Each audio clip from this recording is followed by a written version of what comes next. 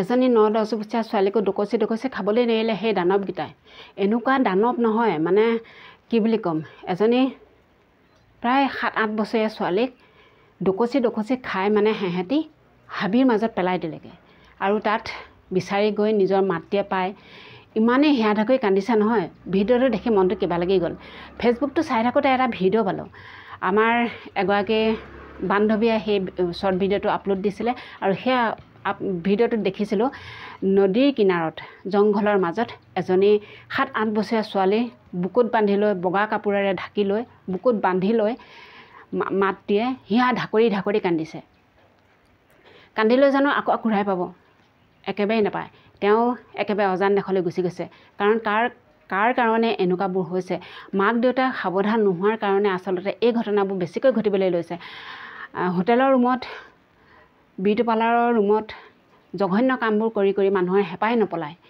এনেকুৱাই মানে নৰপিশাচ কিছুমান এই অসমখনত, এই পৃথিৱীখনত মানুহ জীয়াই আছে নহয়, ভাবিব নোৱাৰা একাংশ লম্পট দানৱ মাংসভোজী মানুহ আছে। সেইকাৰণে কৈছোঁ সিহঁতি লম্পট দানৱ মানুহ নহয়, সিহঁতি ৰাক্ষসৰ লগৰ, মানে সিহঁতি মানুহৰ শাৰীত কেতিয়াও নপৰে। নিজৰ বাই ভনী থকা স্বত্তেও এজনী ইমান ফুলকমলীয়া ছোৱালীক এনেকুৱাখিনি কাম কৰি একেবাৰে অজান দেশলৈ পঠিয়ালে, তেওঁৰ জীৱনটো একেবাৰে ধ্বংস কৰি পেলালে। চাওকচোন, তেনেহ'লে আপোনাৰো কেনেকুৱা লাগিব? আপোনাৰো সন্তান আছে, আপোনাৰ ল'ৰা সন্তানেই হওক বা ছোৱালী সন্তানেই হওক, সেইটো কোনো কথা নহয়। কিন্তু আপুনি যদি সজাগ নহয়, আপুনি যদি সাৱধান নহয়, সেই সন্তানৰ কাৰণে কিন্তু আপুনিও এনেকুৱা ধৰণৰখিনি ভুক্তভোগী হ'ব লাগিব। আজিৰ দুনিয়াখন বহুত বেলেগ। আগৰ দুনিয়াৰ নিচিনা দুনিয়াই নহয়।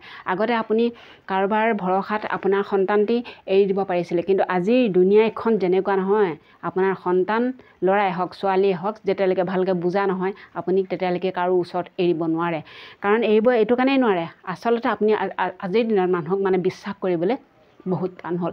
আচলতে কি হ'ল, আজিকালি বহুত বা বাতৰি দেখিছোঁ যে নিজৰ ককাই ভাই, বাই ভনী, দেউতাক মানে কোনো চিনচাপ নোহোৱা মানে এনেকুৱা অপকৰ্মত মানে লিপ্ত হৈ যাবলৈ লৈছে মানে ভাবিব নোৱাৰি।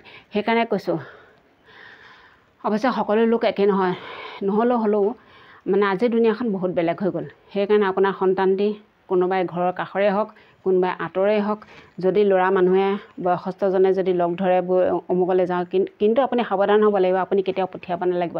আৰু যদি খেলা ধূলা কৰাৰ পৰা কোনোবাই যদি তেওঁক লৈ গৈছে, আপুনি সন্মুখত থাকি খেলা ধূলা কৰক। আপুনি স্কুললৈ পঠিয়াইছে, আপুনি স্কুললৈ পঠিয়াওঁতে আপুনি লগত যাওক, আনিবলৈ যাওক, থ'বলৈ যাওক, তেতিয়াহে হয়তো আপুনি আপোনাৰ ছোৱালী সন্তানজনী সুৰক্ষা দি ৰাখিব পাৰিব। আপুনি ভবাৰ দৰে এজনী ভাল ছোৱালী হৈ থিয় দিব পাৰিব। যদি আপুনি সেইখিনি কাম নকৰে, তেনেহ'লে এনেকুৱা ধৰণৰ ভুক্তভোগী আপুনিও হ'ব লাগিব। কাৰণ আজিকালি মোবাইলৰ কাৰণে নে আন কিবাৰ কাৰণে ক'ব নোৱাৰা মানুহবোৰ সঁচাকৈ ৰাক্ষসৰ নিচিনা হৈ গৈছে। দিনে দিনে একাংশ মতা মানুহ, পুৰুষসকল, যুৱকসকল এনেকুৱা ধৰণৰ ৰাক্ষসৰ নিচিনা হৈ গৈছে। পশুৰ অধম মানে জীৱ জন্তু, বাঘেও আচলতে বাঘ জাতীয় মানে জন্তুৱে মানুহ খাবলৈ কিন্তু ভয় কৰে। তেওঁলোকক যদি আপুনি মাৰিবলৈ মেলিবলৈ যায়, তেতিয়াহে তেওঁ মানে সেই জন্তুবিলাকে মানুহ কামুৰিবলৈ বা খেদিবলৈ আহে। আপুনি যদি একো নকৰে, তেওঁ সিহঁতৰ মুখৰ আগদি গ'লে আপোনাক একো নকৰে। কিন্তু এই মানুহৰূপী পিশাচবোৰ, পশুবোৰ, তেওঁলোকে সেইবোৰ চিনি নাপায়, জানি নাপায়। বাই ভনী বোলা বস্তুটো তেওঁলোকৰ কাৰণে এই পৃথিৱীখনত নাই, গম পাইছে? ভিডিঅ'টো চাই সঁচাকৈ বহুত দুখ লাগিলে, সেইবাবে এই ভিডিঅ'টো আপোনালোকলৈ প্ৰস্তুত কৰিলোঁ।